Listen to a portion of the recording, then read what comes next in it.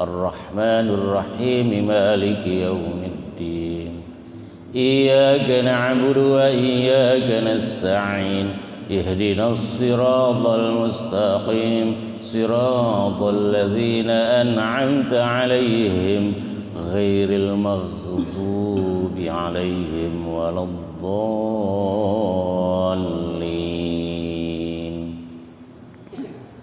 يا رب بالمصطفى بلغ مقاصدنا واغفر لنا ما مضى يا واسع الكرم يا رب بالمصطفى بلغ مقاصدنا واغفر لنا ما مضى يا واسع الكرم أمن تذكر جيران بذي السلام ما ززت دم أنجرى من مغلة بدم يا رب بالمصطفى بلغ مقاصدنا واغفر لنا ما مضى يا واسع الكرم محمد سيد الكونين والثقلين والفريقين من عرب ومن عجم يا رب بالمصطفى بلغ مقاصدنا واغفر لنا ما مضى يا واسع الكرم اللهم صل وسلم وبارك عليه ربي زدني علما وارزقني فهما والحقني بالصالحين ربي زدني علما وارزقني فهما والحقني بالصالحين ربي زدني علما وارزقني فهما والحقني بالصالحين برحمتك يا أرحم الراحمين.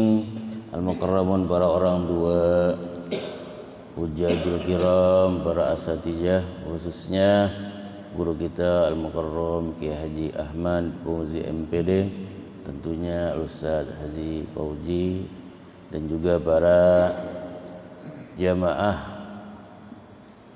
kuliah subuh, bapak-bapak, ibu-ibu, semoga di pagi hari yang mubarak ini kita semua diberikan nikmat sehat walafiat, selalu istiqamah menjalankan perintah-perintah Allah Subhanahu wa taala dan juga meninggalkan larangan-larangannya. Amin ya rabbal alamin. Insyaallah pada kesempatan pagi hari yang mudah-mudahan kita diberkahi oleh Allah Subhanahu wa taala ini, usai melaksanakan salat subuh berjamaah, kita lanjutkan untuk mengaji bareng ataupun mengaji bersama tentang tafsirul Qur'anil Karim yang kita ambil dari surah Asy-Syams, yaitu yang kita tahu Asy-Syams itu artinya dalam bahasa Indonesia itu kan matahari. Di dalam tafsir Munir karangan Ustaz Wahba Al-Zuhaili, surah ini termasuk minas suwaril makkiyah ataupun surah yang diturunkan di kota Mekah. Tapi dalam tafsir Al-Misbah, kama kata bahwa allafa Syekh Quraish Shihab itu termasuk minas suwaril madaniyah termasuk surah yang diturunkan di kota Madinah. Jadi al-ikhtilaf, perbedaan tentang al-makkiyah wal madaniyah ini sudah biasa di kalangan mufassirin. Qaul al-mu'tamad, pendapat yang kuat itu minas suwaril makkiyah, termasuk surah yang diturunkan di kota Makkah. Jumlahnya itu ada 15 ayat, ada 15 ayat.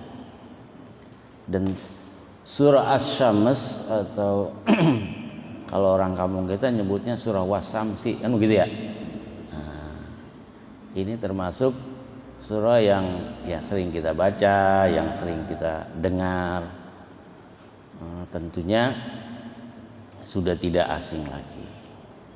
Ya, karena termasuk minal juz'is salasin, daripada juz yang ke-30 dari Al-Qur'anul Karim. Kemudian mengapa Allah Subhanahu wa taala ini memulai ayat pertamanya dengan kalimat wasyamsi wadduhaha, kan gitu.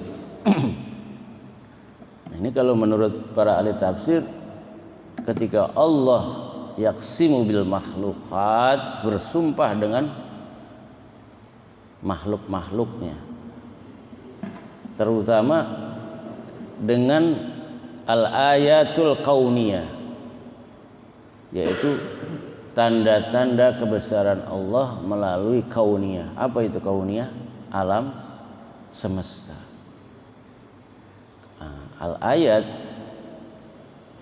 inda Yusuf Al-Qaradawi qassamaha ila salasati aqsam. Menurut Syekh Yusuf Al-Qaradawi, salah satu tokoh yang cukup keras ya, dan pemikirannya juga banyak yang menolak, karena termasuk beliau itu al-mutasyaddidin, katanya orang yang keras pendapatnya, karena beliau itu termasuk min a'dha haraka al-ikhwan al-muslimin, salah satu anggota IM itu kalau di Mesir Ikhwanul Muslimin, yang kemudian beliau itu karena berseberangan dengan politik pemerintah di Mesir akhirnya terusir ataupun diusir, sekarang berada di negara Qatar.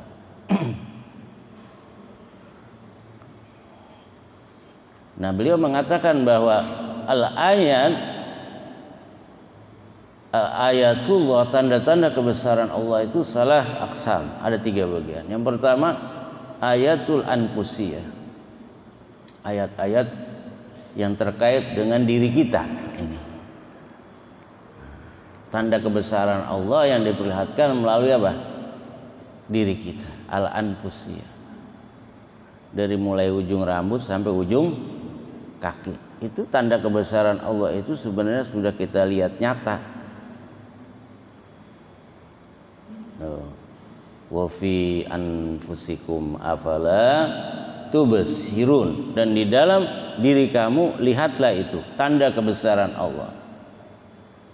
Bagaimana Allah Subhanahu wa taala menciptakan anggota tubuh yang sempurna dan meletakkannya pada tempat-tempat yang indah dan sesuai. Maka Allah Subhanahu wa taala dibilang Badi', sang maha kreator, pencipta yang sangat indah. Insyaallah, ya kan? Kuping di kanan kiri, pas di samping. Coba kalau kuping di atas kepala, repot nggak? Repot, Masya Allah. Itu ayat yang pertama. Yang kedua adalah al-ayat al-kauniyah, yaitu tanda-tanda kebesaran Allah melalui kaun. Kaun itu alam semesta. Kita yang ada di tubuh kita aja udah pasti bilang subhanallah.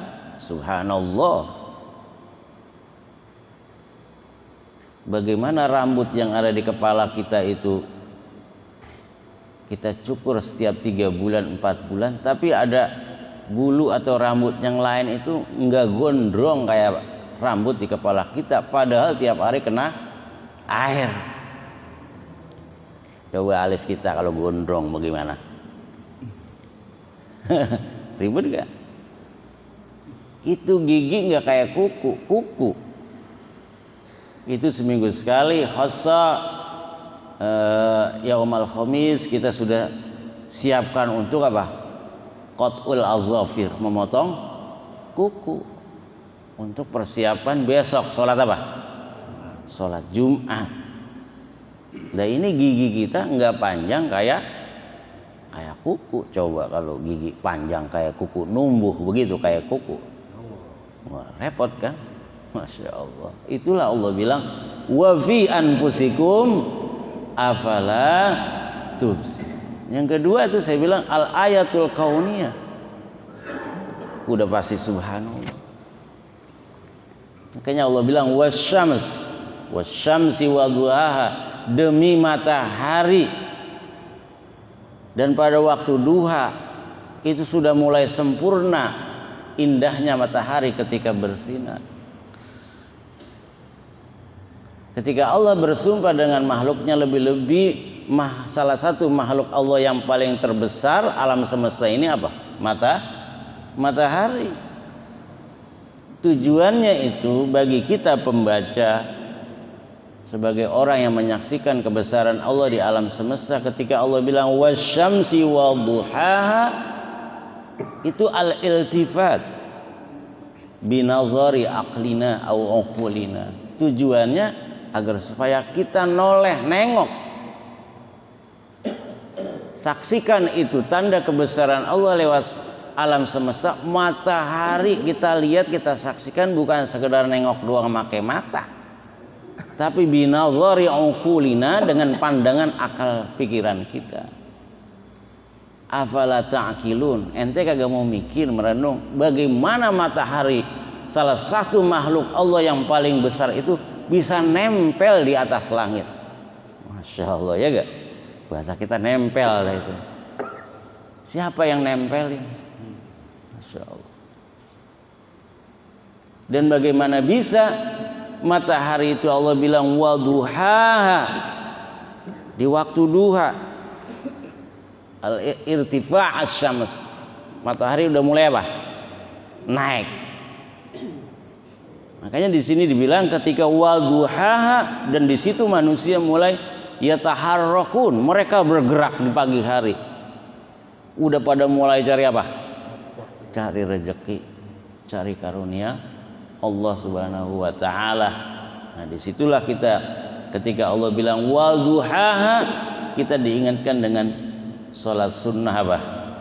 Duha. Sebelum bergerak mencari rezeki, ingatlah waktu duha adalah salah satu waktu yang akan dimustajab doa-doa kita melalui sholat apa? Sholat duha.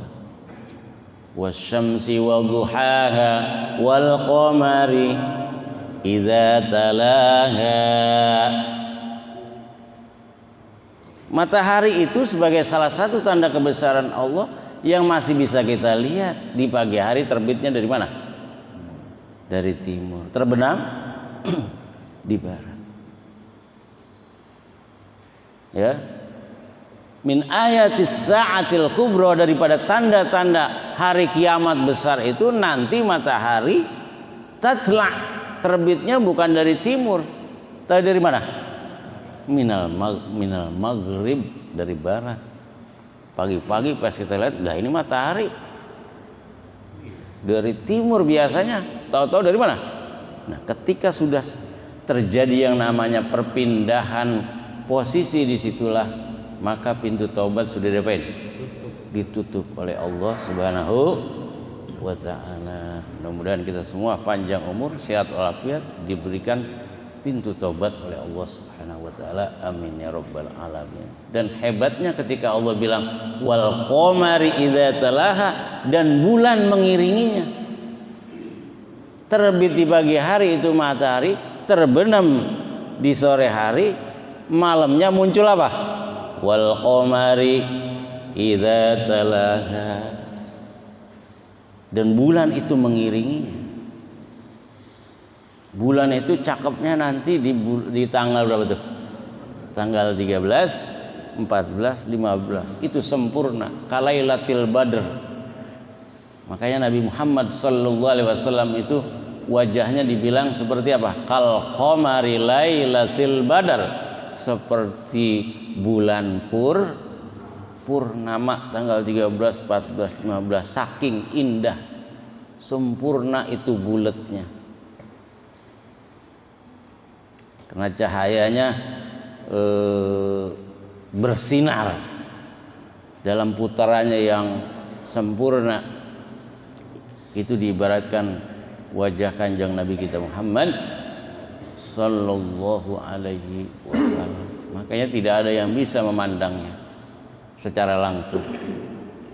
Jadi sahabat-sahabat Nabi tidak ada yang kuat memandang indahnya wajah Nabi yang mulia Rasulullah sallallahu alaihi wasallam. Dan ternyata ketika Allah bilang wal qamari idza talaha, itu ternyata malam kagak semua seluruh dunia, Pak.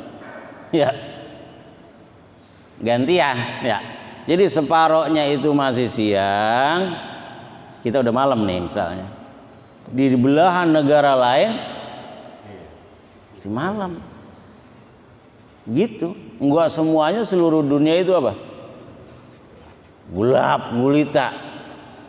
Jadi separuh dunia itu matahari terbenam, separuh lagi bulan muncul.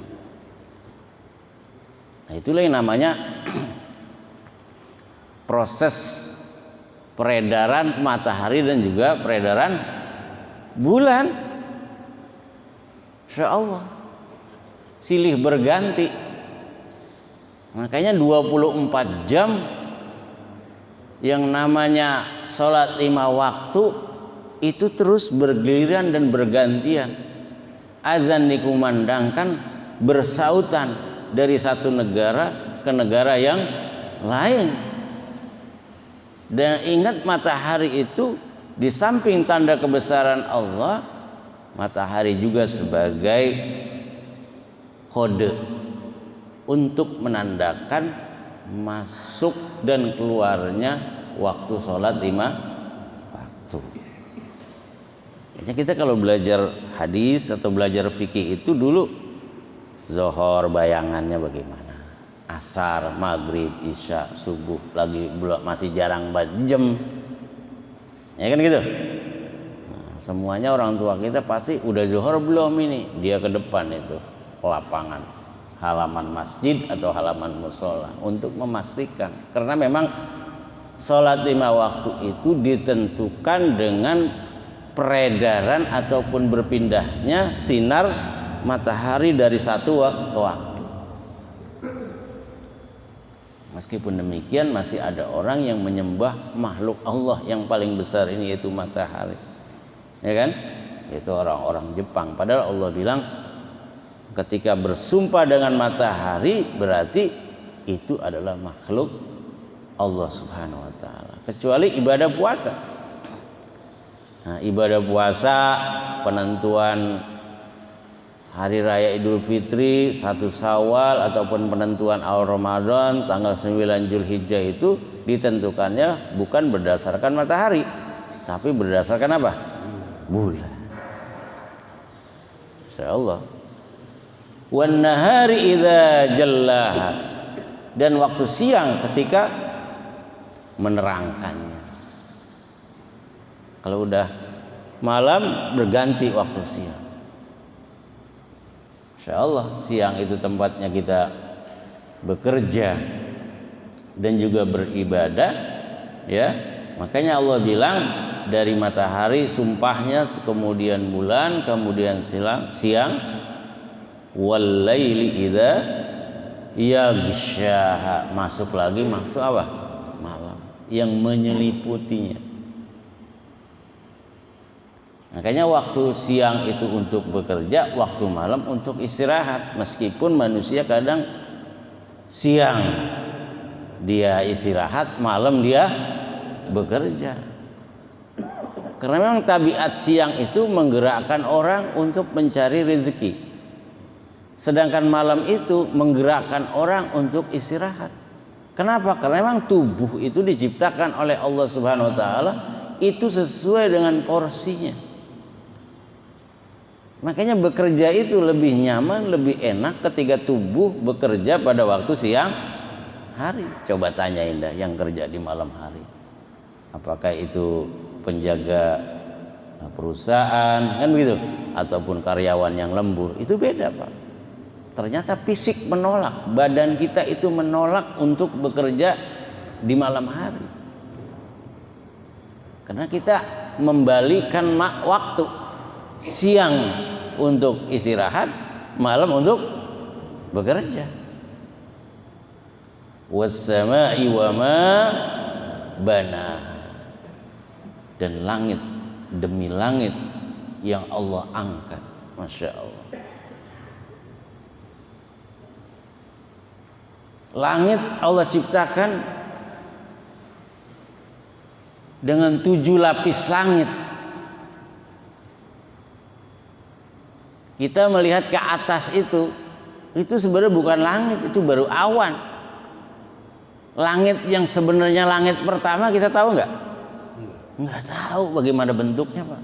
Yang kita lihat itu cuma awan. Kata Allah menciptakan 7 lapis langit.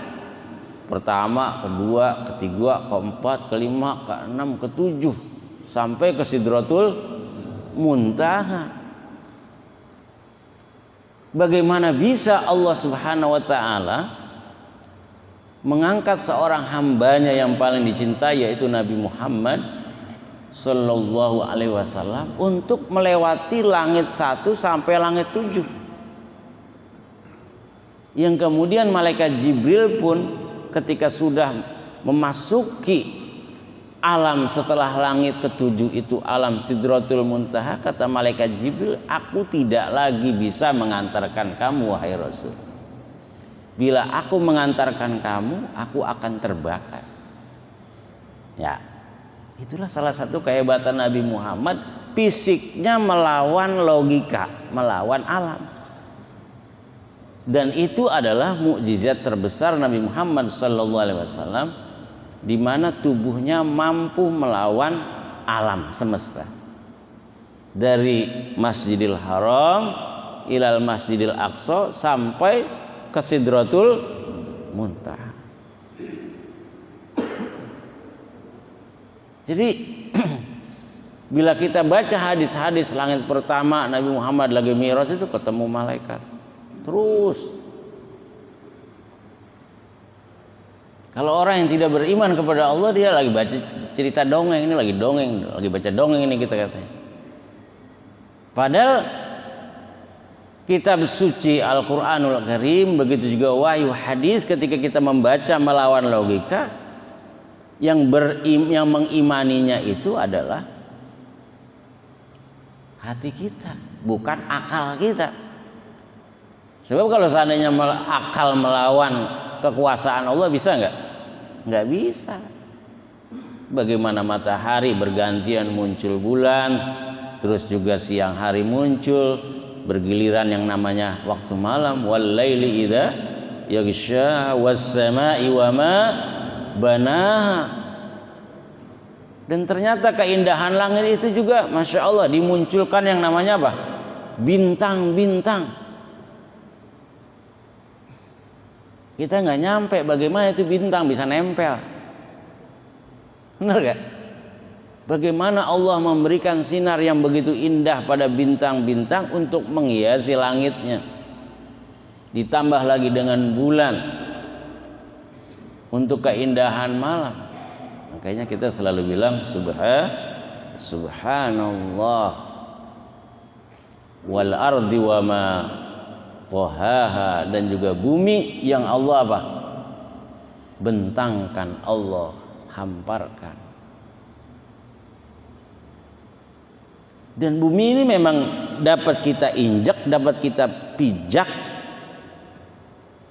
rata. Karena memang bumi ini adalah tempat Allah Subhanahu wa taala memerintahkan Nabi Adam dan kita keturunannya ini untuk menempati bumi, bukan menempati apa? Langit. Meskipun ya pada saat sekarang ini bangsa barat ataupun bangsa Eropa sedang mengembangkan bagaimana pertama bisa membuat matahari. Coba itu, matahari bisa dibuat, dan Jepang telah membuktikan bisa buat apa? Matahari buatan. Yang namanya buatan manusia, walaupun itu dia bilang matahari buatan, sedahsyat sehebat apa sih dengan matahari tetap aja berbantu dengan listrik. Sedangkan matahari ciptaan Allah tidak butuh apa? Listrik. Bagaimana mereka berpikir 20-30 tahun ke depan ini biar ada kehidupan di luar angkasa. Jadi di sono nanti bikin negara di mana? Di luar angkasa. Udah kayak begitu gilanya apa? Manusia dengan ilmunya memunculkan apa? Keserakahannya, karena manusia di bumi ini udah terlalu banyak. Jadi sebagian nanti mau dipindahin kemana? Keluar angkasa. Kan PA ya kan. Bekasi aja masih luas banget, Bekasi kabupaten masih luas banget. Dia bilang orang terlalu banyak ngumpul di tempat yang pada ngumpulnya duit, kan begitu. Maka ketika Allah Subhanahu wa taala hamparkan bumi ini, kita pijak kagak miring, Pak. Ya, kagak miring, lurus tegak, hamparan seperti karpet. Dan memang manusia ketika menginjakan tanah ke bumi ini, karena kita itu tubuh kita sesuai dengan apa? Dengan tanah. Kenapa Allah tidak ciptakan manusia itu hidupnya di langit? Karena memang kakinya kagak pas napak langit. Manusia diciptakan oleh Allah napak bumi, karena manusia berasal dari mana? Dari tanah. Dari tanah kembali ke tanah. Maka Allah Subhanahu wa taala bersumpah dengan 7 makhluknya ini. Yang pertama tadi apa? Dengan matahari, wasyamsi waduhaha. Yang kedua, wal qamari idza talaha. Yang ketiga, wan nahari idza jallaha. Yang keempat, wal laili idza yaghsha. Selanjutnya yang kelima, was samai wa ma banaha wal ardi wa ma tahaha. Yang ketujuh, wa nafsi wa ma sawwa. Perhatikan ini sekalian. Jadi ketika Allah Subhanahu wa taala bersumpah dari mulai matahari, dan yang keenam dengan bumi, yang ketujuh wa nafsi wa ma sawwaha. Apa itu nafas? Wa nafs. Nafas itu ada yang mengartikan dengan yang namanya esensi kehidupan untuk menggerakkan seseorang. Nafsu. Itu yang pertama itu. Atau keinginan, kan gitu ya. Ada juga yang mengatakan an-nafsu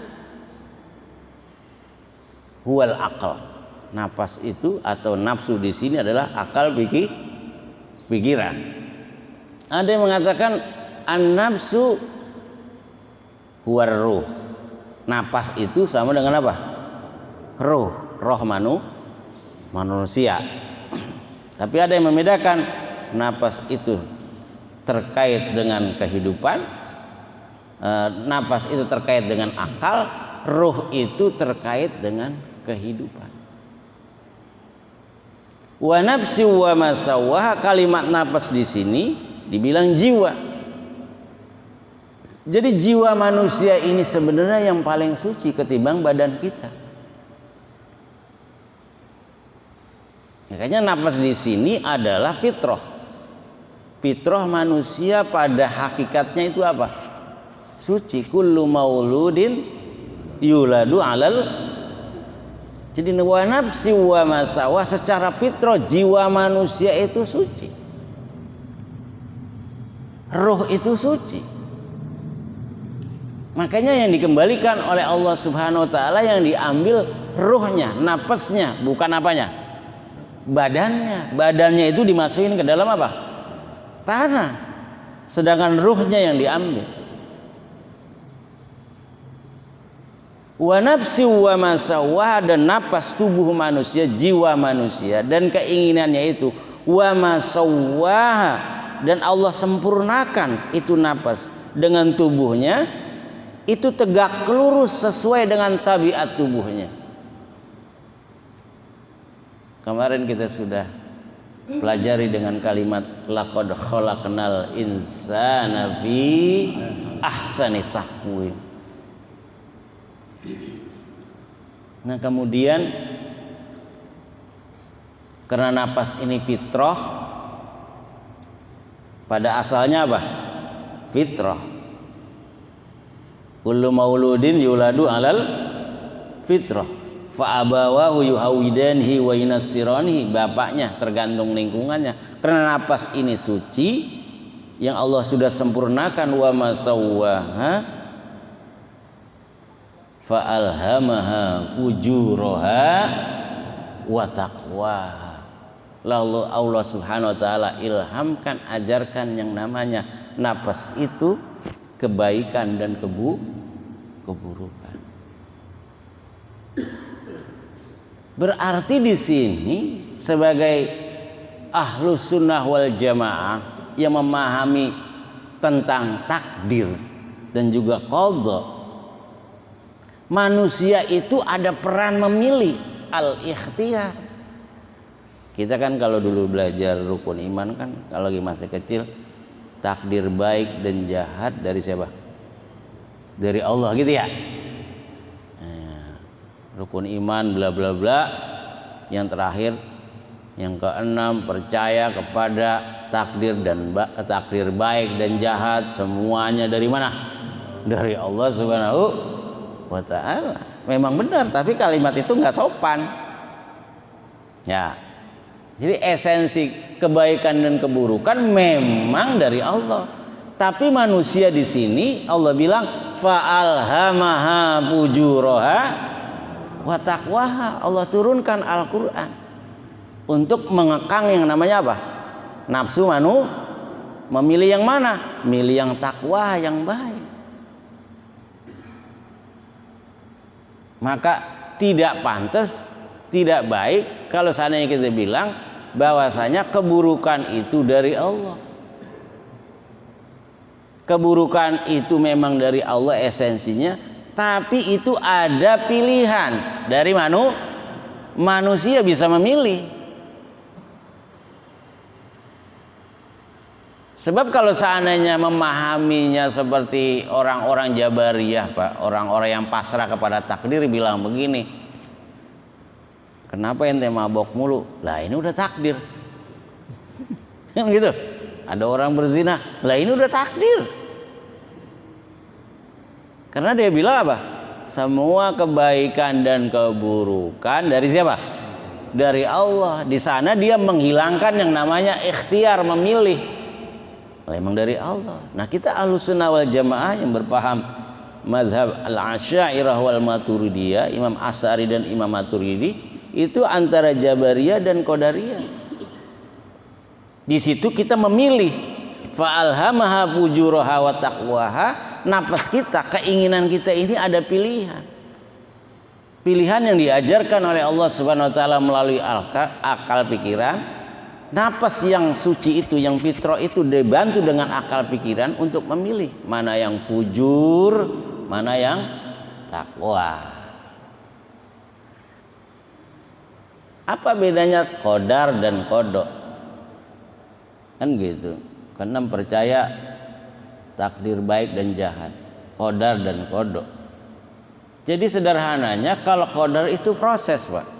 Qadar itu apa? Proses. Ketika sudah terjadi itu yang namanya apa? Qadha. Nah, saya mau kerja, ya kan gitu. Pas dia udah kerja itu namanya apa? Qadha, udah keputusan. Memang ada takdir yang bisa dirubah, ada takdir yang kagak bisa diapain? Dirubah. Nah, di sini para ulama membagi takdir dalam dua bagian. Yang pertama namanya takdir mubrom.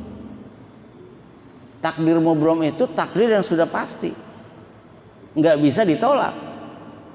Tabas yada abi lahabiu watab, itu udah mubrom. Si Abu Lahab terus menerus diapain? Disiksa oleh Allah. Kita jadi laki-laki, ini udah mubrom. Yang perempuan jadi perempuan, udah mubrom Pak. Udah putus sudah. Kagak bisa diapain? Dirubah. Coba-coba melawan perubahan ciptaan Allah yang indah. Yang laki pengen jadi apa? Cakep nggak? Ya memang cakep kelihatannya. Tetap aja dia apa? Laki-laki, mukanya cakep, badannya mah sterak. Sama. Badan laki-laki bukan badan perempuan. Walaupun dia suntik silikon kayak apa, tetap aja badan laki-laki karena sudah apa? Melewati batas. Itu mubrom. Perempuan ya perempuan. Muka kita begini ya sudah mubrom ini Pak. Ya enggak? Dipercantik boleh perempuan. Laki-laki digantengin boleh. Tapi dengan alami. Tapi kalau sudah merombak wajah, kan begitu? Merombak alat kelamin, jenis kelamin maaf, itu sudah beda. Itu namanya takdir mubrom. Kita emang udah lahir pondok ungu, ngapain ngotot pengen jadi anak jaksel? Begitu ya? Nggak bisa, itu takdir mubrom. Lain lagi yang namanya takdir mu'allaq. Ini yang kedua, takdir yang bisa diapain? Dirubah. La yuradul qadha illa biddu'a. Takdir bisa dirubah dengan apa? Doa. Karena Allah katakan wa qala du'uni istajib lakum. Berdoalah pasti aku akan kabulkan. Makanya kalau orang-orang Asy'ariyah dan Maturidiyah bahwa napas kita, jiwa kita, keinginan kita itu ada peran untuk memilih kebaikan dan keburukan, bahwasanya takdir baik dan jahat esensinya dari Allah. Tapi ketika kita berbuat jahat, jangan engkau kaitkan dengan siapa? Allah Subhanahu wa taala. Itu akibat dari diri kita sendiri. Kayaknya Allah bilang qad aflaha man zakkaha wa qad khaba man dassaha. Nah, ini kita termasuk orang-orang yang beruntung yang telah mensucikan jiwa kita tadi itu dengan amal kebaikan. Maka napas jiwa itu akan semakin tinggi, akan semakin bersih. Makanya dalam Al-Quran itu kan napas ada dua, ada tiga. Yang pertama nafsul ammarah, ya, wa ma ubarri'u nafsi innan nafsa la ammaratum bisu. Nah ini, kalau nafsu ammarah itu korinnya pasti setan sama manusia yang kelakuannya kayak apa? Setan. Minal jinnati wan nas. Itu nafsu ammarah dalam diri kita selalu memerintahkan berbuat keburukan. Yang kedua adalah nafsul lawamah, bayang rajin, mabuk rajin. Tuh, nafsu lawamah. Ya kan, sedekah rajin, korupsi rajin. Tuh. Kalau nafsu amarah mah udah jelek semua. Makanya qad aflaha man zakkaha itu adalah nafsul mutmainnah. Ya ayyatuhan nafsul mutmainnah irji'i ila rabbiki radiyatan mardiyah fadkhuli fi ibadi wadkhuli jannati. Itulah nafsul mutmainnah. Ketika ruhnya seorang mukmin ditarik oleh malaikat Israel, dimasukkan ke dalam sebuah kain yang berwarna putih sutra. Ketika dibawa ke langit, makhluk-makhluk Allah yang ada di langit, ini rohnya siapa? Wanginya kayak begini. Nggak taunya itu rohnya Ustazah Taslimah, Allah yarhamha. Masya Allah, lagi baca khatmul Quran meninggal, pengen nggak kita begitu? Nih kalau lagi begini nih, habis ngaji mati, mau?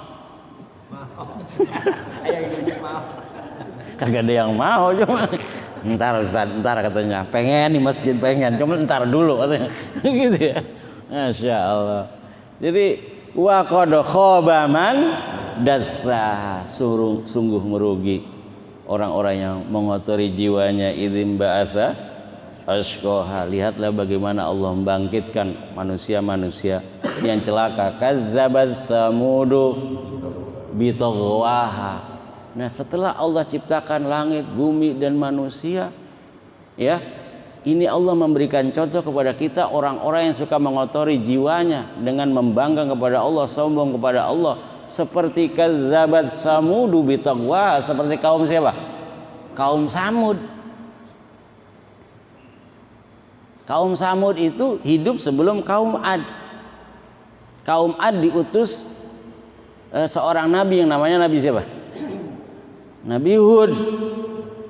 Kaum Ad dihancurkan oleh Allah Subhanahu wa taala, ya, dengan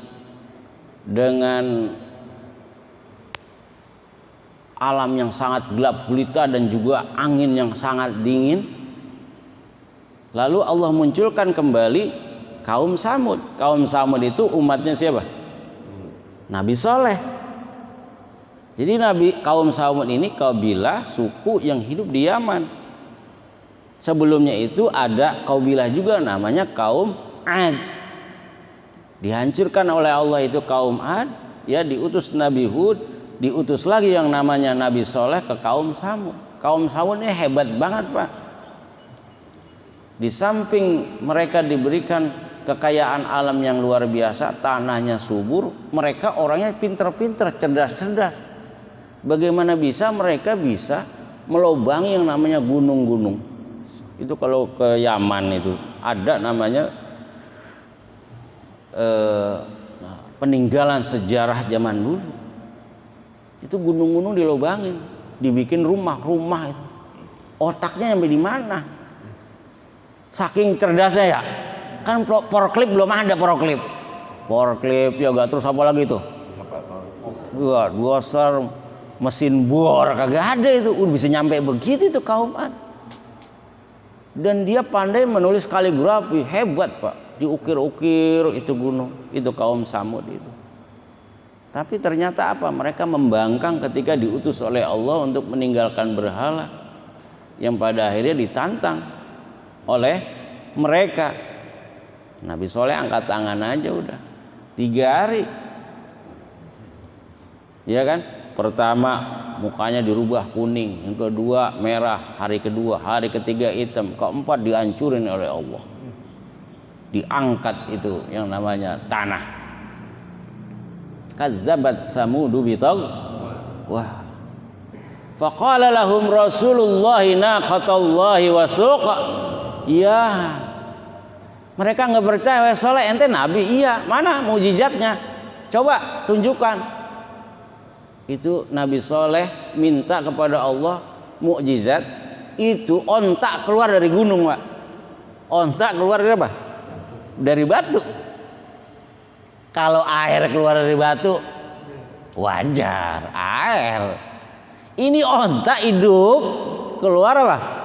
Dari batu. Kata Nabi Soleh, ini ente piara ini yang namanya sapi. Ya, sapi silakan dipakai sama masyarakat mereka untuk apa? Untuk buat susu biar cepat matang. Tuh.